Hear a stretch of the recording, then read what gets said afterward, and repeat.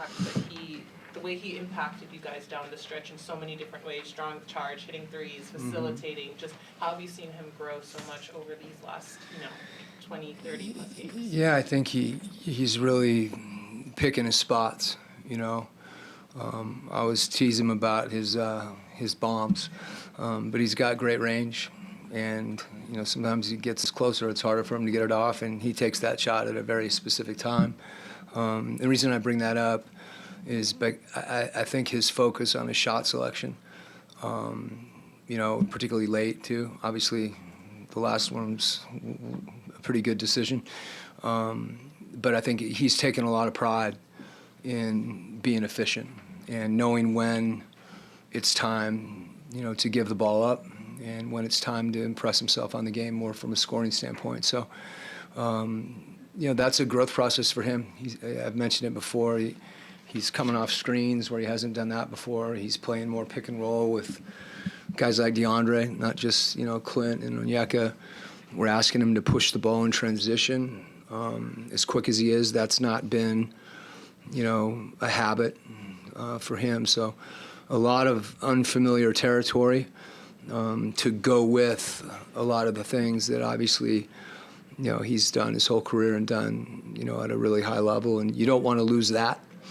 But he's been open to all those things. And, he watches tape, and he started watching it more with the coaches, with Ron. And that's good too.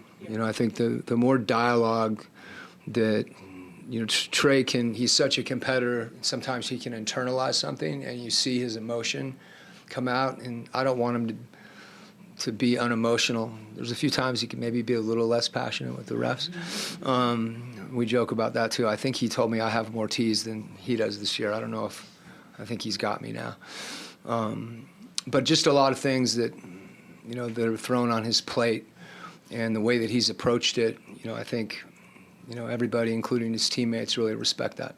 That being said, with him, we forget that he's only 26 years old and he's been in the league 7 years. Just how are guys like him who are used to playing a certain way able to find that balance of adding more to their plate? I think it's, the thing about, all the analytics say there's a window in your career, whether it's from, say, 19 to 25, where you see these market jumps, and obviously that's true, but that doesn't preclude a player from continuing to get better.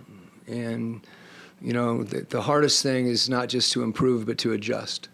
And sometimes in adjusting, you're uncomfortable. And for someone that's had success, that's not a great feeling. That's hard to embrace. And I think that's the important thing, that he's embraced that. And, it's not always easy. He didn't shoot the ball well at the beginning of the year. That never really, he's a good shooter. But, a lot of the other things he's doing, he knows when to hunt the ball. He takes pride in that. You see that connectedness that's starting to develop on a deeper and deeper level with his teammates.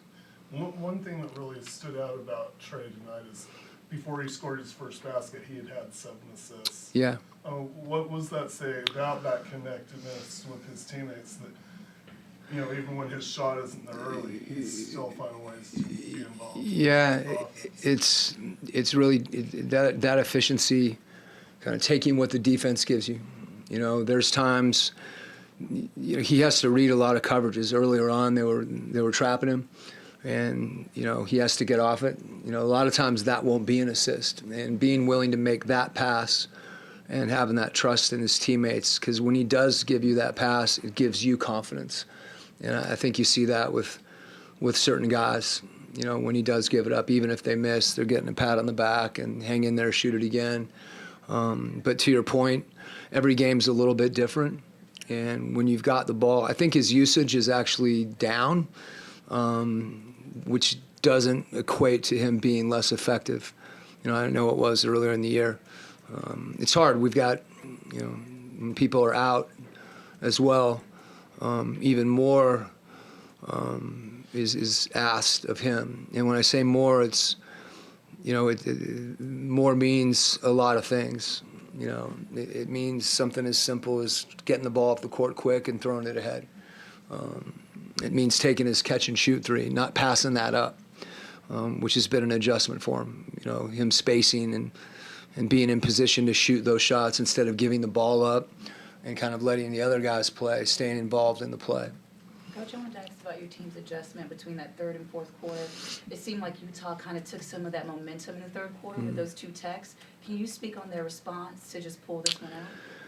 Yeah, I think, you know, from that point, they were on the foul line a lot in that quarter, and the impact that has, first of all, they score, but secondly, we don't have a chance to play with any pace or in transition, even more so than when a team, you know, gets a made field goal. Their defense is just set. And, you know, again, I thought our guys kept their composure, and we got some big stops when we needed to. And it was kind of a slow grind. You know, there was no window where all of a sudden you were able to deliver, you know, a blow. We just had to kind of grind and grind and grind. And obviously, you know, the last shot was, you know, you don't see that very often.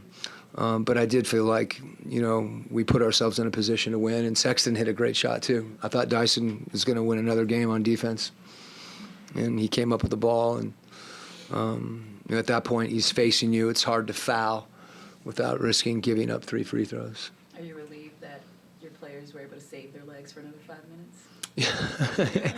I wasn't thinking about the next game, I'll be honest with you. Coach, I was excited.